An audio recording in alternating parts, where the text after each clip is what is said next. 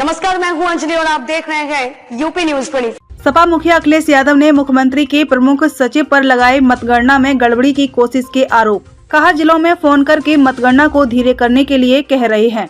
कहा, बनारस में ईवीएम की एक गाड़ी पकड़ी गई, 2 भाग गयी, क्योंकि लोकतंत्र की आखिरी लड़ाई है यूपी का चुनाव। लोकतंत्र को बचाने के लिए खड़े होने की जरूरत है। जहां ईवीएम मशीन है वहां गड़बड़ी न होने दें। बनारस के अलावा बरेली में ईवीएम के 3 बॉक्स और 500 बैलेट पकड़े गए। सोनभद्र में घोरावल के एसडीएम ईवीएम पकड़ी गई। मुख्यमंत्री के प्रमुख सचिव फोन कर जहां भाजपा हार रही वहां मतगणना स्लो करने को कह रहे हैं। वाराणसी के डीएम बेईमानी करा रहे हैं। सपा मुखिया अखिलेश यादव का कार्यकर्ताओं को संदेश, अगर वोट दिया है तो वोट को बचाएं। अब 3 दिन ईवीएम को बचाना पड़ेगा। जैसे किसान बैठे वैसे ही कार्यकर्ताओं को बैठना हो। लोकतंत्र को बचाने के लिए सबको आगे आना पड़ेगा। मैं किसी डीएम का इसलिए नहीं मानूंगा। डीएम कौन होता है?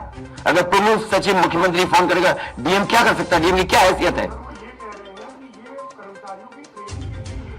ये फिर जो प्रत्याशी लड़ने रहे थे उनको आगे का डीएम ने क्यों नहीं बताया? डीएम अगर ये जवाब दे रहा है तो उस डीएम से पूछिए कि डीएम ये बताओ कि तुमने जो प्रत्याशी चुनाव लड़े थे उसके बारे में क्यों नहीं बताया उन प्रत्याशियों को? ये डीएम आखिरकार किसके नीचे काम कर रहे हैं? और बनारस जैसी पोस्टिंग किसी डीएम को मिली होगी, इस डीएम को मैं भी जानता हूं। जब पहली पोस्टिंग मैंने मुजफ्फरनगर दी थी, मैं नहीं जानता ये डीएम कौन है, किसकी सिफारिश पे मुजफ्फरनगर पहली बार गया था। बेईमानी करा रहा है ये डीएम। और जवाब ये डीएम का कि क्यों नहीं क्लियर है, तो आखिरकार पॉलिटिकल पार्टीज को क्यों नहीं जानकारी दी? क्या जवाब है उनके पास इसका? और जब बाकायदा गाइडलाइन लिखी हुई है यहां पर कि आप ईवीएम का मूवमेंट नहीं कर सकते, आप कैसे ईवीएम का मूवमेंट कर रहे हैं? आप पूछिए जिन्होंने दिया बयान। अरे भाई, मैं तो कह रहा हूं किसी आपने जो पॉलिटिकल चुनाव लड़ रहे हैं उनके बारे में क्यों नहीं बोल रहे आप?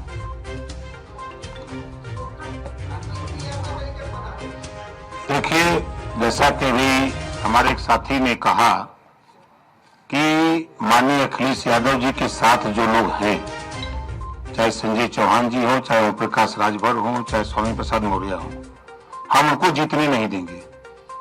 आप ही की तरफ से आया ना बात? आप ही नहीं, ये पूरे प्रदेश में गूंज रही है बात। और भारतीय जनता पार्टी हम लोगों के गठबंधन से घबरा गई है और बनारस जैसे प्रधानमंत्री जी अपनी इज्जत बचाने के लिए गली गली घूमे हैं। मैं कह रहा हूं गली गली घूमे हैं। जिलेवार 75 साल की आजादी में 70 साल से वोट पड़ रहा है। पहले हमारे देश के प्रधानमंत्री जो जिलेवार रैली किए हैं, अगर गलत कह रहा हूं तो बताओ, पहले प्रधानमंत्री हैं। और पहली बार मैं देख रहा हूं इतनी बड़ी दुश्मनी। मैं उसी दिन कहा था जिस दिन नामांकन के समय जिलाधिकारी और वहां के कमिश्नर की मिली भगत से जब 3 लोगों की एंट्री है नॉमिनेशन कक्ष में, तो सैकड़ों गुंडे वहां कैसे पहुंच गए? पहले सवाल वही खड़ा होता है। उसी दिन मैंने कहा था आप लोगों के सामने पेश करके रख लो कि डीएम बनारस और कमिश्नर के होते हुए निष्पक्ष चुनाव नहीं हो सकता। आज खुलासा हो गया। जब चुनाव आयोग की गाइडलाइंस है कि चाहे खाली ईवीएम हो, चाहे कोई ईवीएम अगर वहां स्ट्रांग रूम से निकालना है तो वो वहां चुनाव लड़ने वाले उम्मीदवारों को सूचना दे, तब उसके बाद वो वहां से ले जा सकता है प्रशासन की निगरानी में। और 3-3 गाड़ियां भाग रही हैं, शायद हमारे लोग वहां नहीं होते।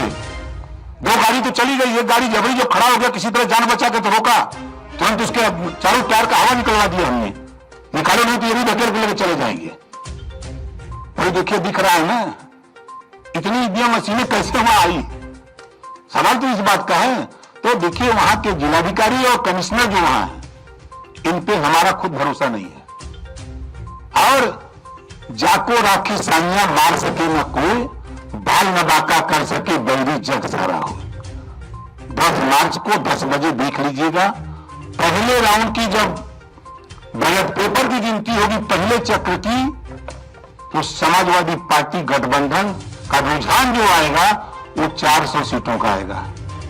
400 से भी ज्यादा आ सकता है। आपके सामने 10 को देखिएगा, रुझान जो बैलेट पेपर का आएगा वो 400 से भी ज्यादा आएगा।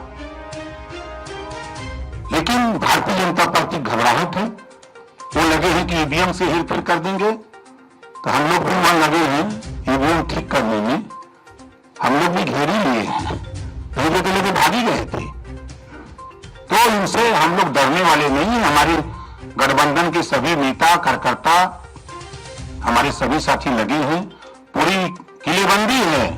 जो भारतीय जनता पार्टी की सोच है, ये एक कदम चलते हैं तो हम 10 कदम आगे निकल के चलते हैं। अब इनको 3 साल पहले ही बता दिया कि सत्ता से बेदखल करूंगा। आप लोग भी नहीं मान रहे थे, मान रहे थे, नहीं मान रहे थे। और आज प्रश्न खड़ा हो गया ना। मैंने कहा 27 अक्टूबर 2021 को कि माननीय अखिलेश यादव जी को मुख्यमंत्री बना के दिखाऊंगा। और 10 मार्च को देखिएगा जब टीवी पे चलेगा आप लोगों की स्क्रीन पर, तो समझ में आ जाएगा सबको। यही हताशा और निराशा है कि ईवीएम जो है ये इधर उधर कर रहे हैं, लेकिन कुछ कर नहीं पाएंगे। हम लोग भी अलर्ट हैं। खबरों में अब तक के लिए बस इतना ही। मिलते हैं फिर किसी खास खबर के साथ। तब तक के लिए नमस्कार। यूपी न्यूज 24 चैनल को सब्सक्राइब करें व बेल आइकन को प्रेस करना ना भूलें, जिससे आगे आने वाले वीडियो का नोटिफिकेशन आप तक पहुंच सके।